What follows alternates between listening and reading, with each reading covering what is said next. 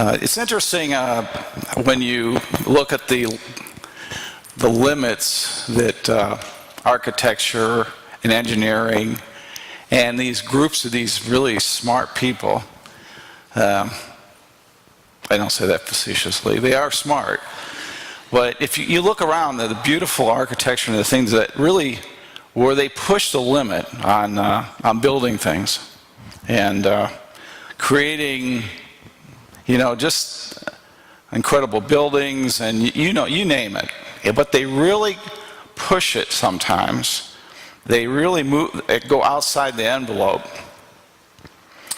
And I noticed, I was watching some videos of these types of structures. And over in China, in 2016, they opened up this bridge. And it's in Hunan province, which is southern central China. And this bridge is very unique. It's made of glass, okay? Now, I don't know how you feel about that, but it crosses a gorge, and it's, 1,400 foot long, 900 feet high. But anyway, it opened up, and you can see the valley, the bottom of the valley, the gorge, through this glass as you walk across to the other side. I have a problem with that. But, as usual, crowds assembled to go across this thing. And I watched a few of the videos, and if you get a chance, you might find it humorous. There was one fellow, I know you've heard in times past where somebody would say, wow, he's so scared his knees are knocking. Well, this guy, he was like holding the one side of a part of the rail, the side of this thing, and he was literally turning into Mr. Jello Man, trying to take one step at a time to get to, I don't know how long it took him, but he was like shaking.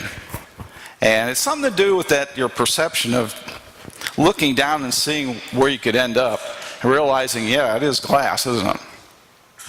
There was a couple, husband and wife, where the wife actually laid down on the glass.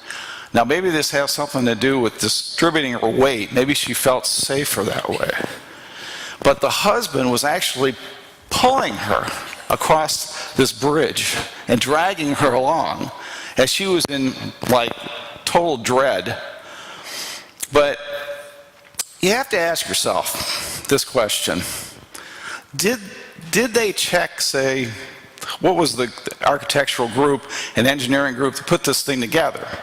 And, what about the materials? I know it's glass, but there's other things on it. Did you check all this stuff out before you say, I have faith that this thing is going to hold together as I walk across it? And, or did they just have blind faith to say, yeah, let's go across it? Well, whatever. But it makes you think about faith and trust. And,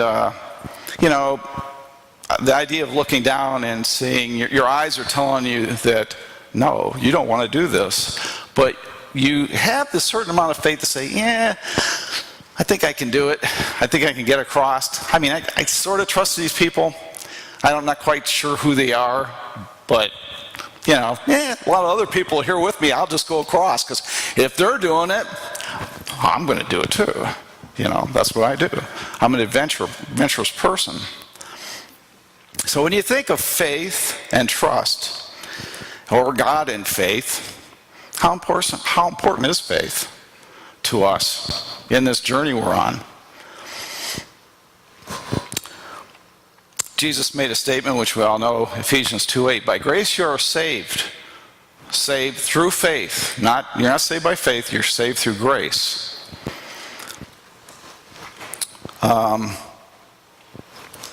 The Bible is a book of faith, and the stories in the Bible are about people that have moved forward in the relationship with God, have come to faith in a God that's invisible. And moving beyond circumstances, even though there's no physical evidence to support things, that they just take it, God's word, as the truth. Hebrews 11 talks about faith as an assurance of things hoped for. You know, looking ahead, you look at the stories in the Bible, what were they looking for? They're following God, they're being obedient, they're in a walk with God and having faith. Some of them, you know, faith is funny. It's kind of murky. But they were looking to a city not built by men, but a glorious city in the future. When you think about that, and they were willing to continue to go on this journey with God, as we all are. And that hasn't stopped. They didn't stop with the Old Testament, in Acts. We're still moving forward in that. And we're part of that now, in faith. James 2:17, by faith, if faith is not accompanied by works, it's dead. In other words, there has to be some type of action behind it. Actions in our lives. You just can't stay, I have faith. But then you have to move to that next level, which is trust. And then, of course, moving into, I believe. I believe what God says. I really have moved into that direction. We must believe that He exists, and He earnestly rewards those who trust in Him. I took a few old examples from the Old Testament. There's so many. So I just picked a few stories about people that really walked with God and showed faith. And the one that really stuck out, that I like, is Noah. God says, Noah, you've been with me. I'm going to take care of you and your family, but you have to build this ark because a flood's coming. I'm very displeased with the society you're living in because it's totally violent and perverse, whatever. And I don't think Noah just said, okay, I'm going to have faith to do this, but when you think about it, over a period of his life, Noah was walking in this understanding and keeping obedient to God and developing in this relationship. And Noah didn't argue. He didn't say, boy, what are people going to think about me building this thing out in the middle of this area that's like desert? It's not even a cloud in the sky. But, of course, Noah did it, and he went to work, and I believe they do the numbers in the Bible. It's 75 to 100 years. Nobody, they take his age and everything. But the thing is, he stepped out, not just faith, but he stepped out in trust and belief, willing to do something and be ridiculed by the society around him. I can see him out there with his family working on this thing. In the beginning, there was neighbors saying, wow, look at Noah out there. He's building an extension to his house, adding a patio. And no, it looks like a boat. And that's a really big boat. And he's still building on it. And then you think about kids growing up. The society, they're having children. And this Noah's still working on his boat over all this time. What a nutcase. And of course, the rest of the story. The rains came and the flood, and God sealed them in. I think, of course, their faith. Faith comes into play, trust and belief. Then the next story is really takes it to the edge. And that's Abraham. God saying, well, I want you to sacrifice your son. And of course, Abraham's son Isaac was probably a young man. I don't think he was like a kid, as far as my understanding goes. But he went and carried out, except that God stopped him, and there was a ram tangled up in the thistles, and they sacrificed that instead of Isaac. But the thought that Abraham was a friend of God, but he developed this walking in step with God, not just moving, having faith, but trust, and moving in that direction where you believe, well, God says it's true. I'm going to stick with him. That's amazing when you think of it. And then, of course, one of my favorites is Shadrach, Meshach, and Abednego, or Benny. They went through, their faith was tested in fire. And that's another story that kind of grabs you, and how could this possibly happen? You know, it takes faith just to believe these things happened. But they said, we're not obeying you, King Nebuchadnezzar, sorry, that is not happening. We're not going to fall down and worship when the music plays. We're not going to adhere to your gods. We're only going to stay to our God, who we feel is true, and we trust in him. Whether he delivers us or not, we will now bow down to your God.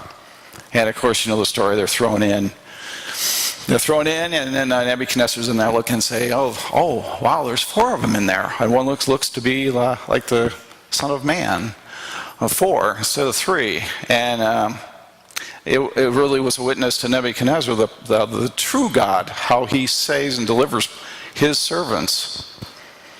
So you think of this, going through fire, ridicule, even to the point of giving up your own son in these stories. Faith moves forward into trust. Trust moves forward into belief. Rock solid belief in a living God who loves us. And in the New Testament, the one story I thought was interesting as well about faith and relationships, and that is coming in personal contact with Jesus Christ. And the one of the women who had been bleeding for many years, doctors couldn't heal her, and you know the story. And she went into a crowd where Jesus was with his disciples, and she touched the hem of his garment, and whoop, I'm healed. And of course, Jesus felt the power, and he expressed who did this.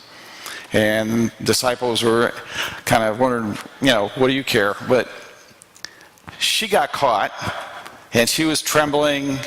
And what did Jesus say? Your faith has made you well. You're healed.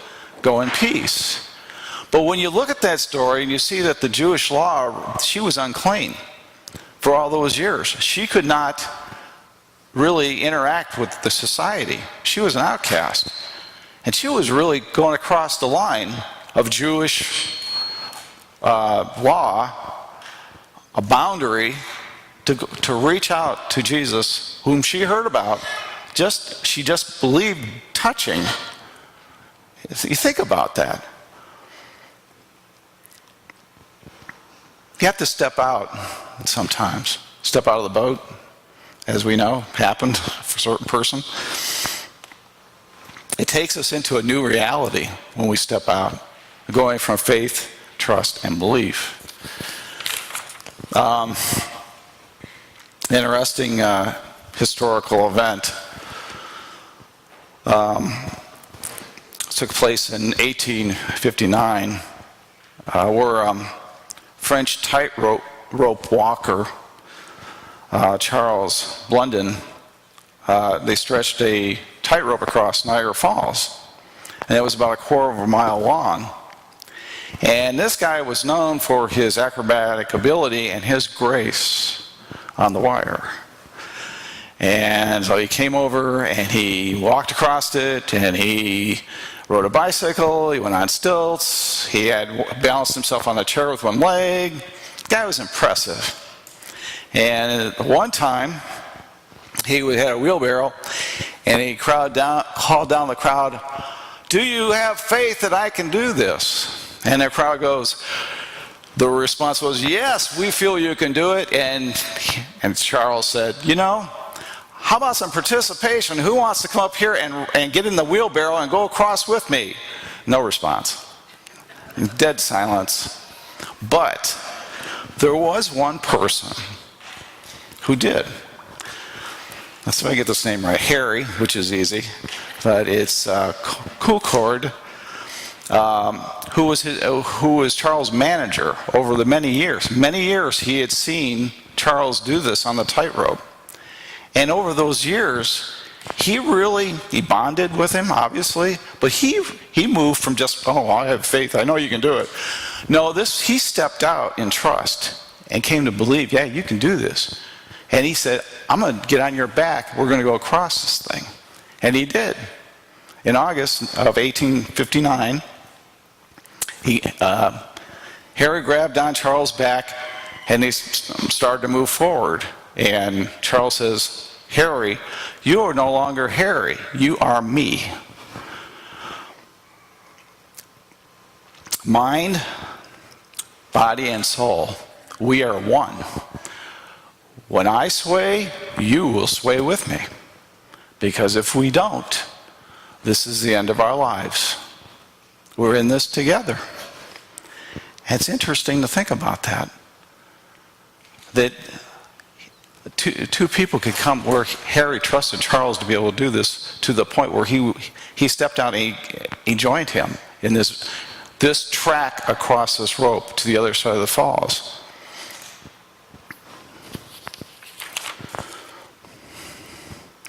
There's another interesting scripture that Jesus talks about having faith as small as a mustard seed. If you have faith the size of a mustard seed, you can say to a mountain, move from here to there, and it will move. Yeah, and nothing will be impossible for you. Faith as small as a mustard seed. And I kept thinking about that. Well, that's ridiculous. Why would Jesus say that? You know why? You can't. You can't. Your faith, you can't do that.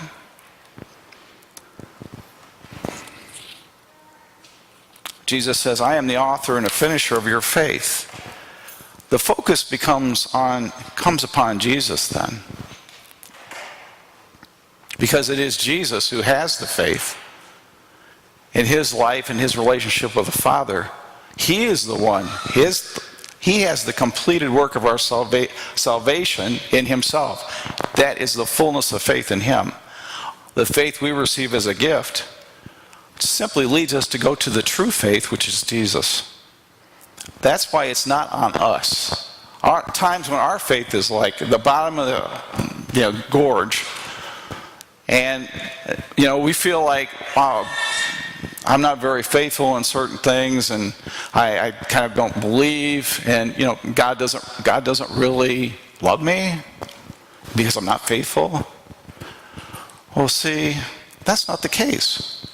Because you're in union, spiritual union with Jesus Christ. He is the faith. And he shares that with us through the Spirit. Our faith simply gets us moving in that direction. It's like we're going on this walk with him through this life.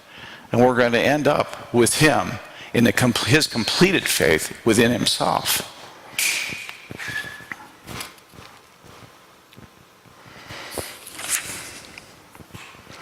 1 Peter 1:8, though you believe though you've not seen, you are going to be filled with inexpressible and inexpressible joy, for you are receiving a goal of your faith, salvation of your souls in Christ. You cannot put your trust in the physical. If you're a Christian, that's not what it's about. And there's this conflict between the physical, the things we deal with in our lives, and trusting God and having faith. Like I said, it's not on our faith, the faith we received as a gift. We grow, but yet it really is on who is that? Who is it we trust? That's Jesus. Jesus is our all in all. He has faith for us. He shares that with us. In our times of weakness, when our faith simply crashes or doesn't move in the right direction, he brings us through. He pulls us across.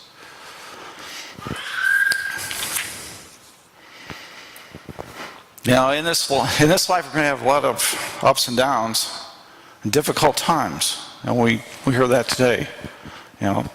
Lose loved ones, and We go through trials and deal with really tough circumstances. But we have to remember, maybe even we even feel like, maybe we feel like we're going to cross that gorge. But remember to hold on to the one who has the completed faith for us. Just like Harry held on to Charles going across it. Remember, Jesus is our all in all. He is our completed faith. And then we're heading towards a place that we need to be. And he's going to be there with us. And we're going to hold on to him. And it's going to be a glorious future we have. You can't lose with Jesus.